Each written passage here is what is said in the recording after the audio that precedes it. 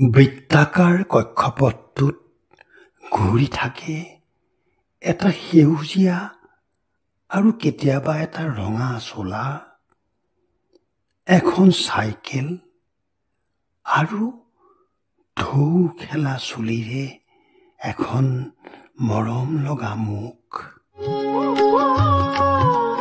দিন ৰাতিৰ দৰেই কেঁকুৰিটোত দৃশ্যমান হয় কেতিয়াবা সমুখ আৰু কেতিয়াবা পৃষ্ঠভাগ। সিহঁতৰ গতি কিন্তু সদায় একে নাথাকে, কেতিয়াবা তীব্ৰ, কেতিয়াবা মন্থৰ। সূৰ্যত গ্ৰহণ লগাৰ দৰেই কেতিয়াবা আপোনা আপুনি দাং খাই যায় চাইকেলখনৰ আগ চকাটো। সেয়া কিন্তু গ্ৰহণ নহয়, সেয়া হেনো ষ্টাণ্ট। মৰম লগা মুখখনে প্ৰায়েই ৰিঙিয়াই যায় গৰ্বেৰে এবাৰ চোৱা বুলি। বিয়লি বেলা কোনোবা দিনা জিৰণি লয় চাইকেলে, জিৰণি নলয় কিন্তু সেউজীয়া চোলাটোৰ লগত দুখনি সুঠাম ভৰিয়ে। ভৰিৰ ইচাৰাত প্ৰাণ পায় এটা বলে, অথবা হাতৰ ঠাৰত নাচি উঠে অন্য এটা সৰু বল।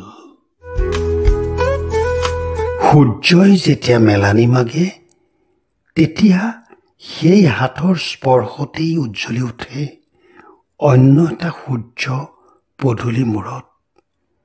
সেউজীয়া আৰু ৰঙা চোলাই ৰূপ সলাই হৈ পৰে ৰঙা আঁচপৰা অথবা মুগাত আঁচ টনা। দীৰ্ঘকায় দেহত জিলিকি উঠে বাহুৰ সবল মাংসপেশী।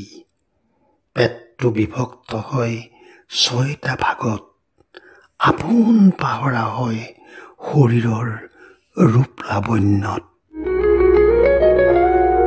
সন্ধ্যাৰ আৰতিৰ সময় হয়, ধূপৰ সুবাস আৰু সুৰৰ ৰাগীত মায়াময় হৈ পৰে চৌপাশ। খোল, তাল আৰু বৰগীতৰ ৰাগেৰে বিলাই অমিয়া মাধুৰী। বুকুৰ উমত বাজে তন্ত্ৰী বাদ্যবোৰ। আশাবোৰ জাগি উঠে, হেঁপাহ বাঢ়ি যায়, কল্পনাই দুপাখি মেলি উৰিবলৈ লয়।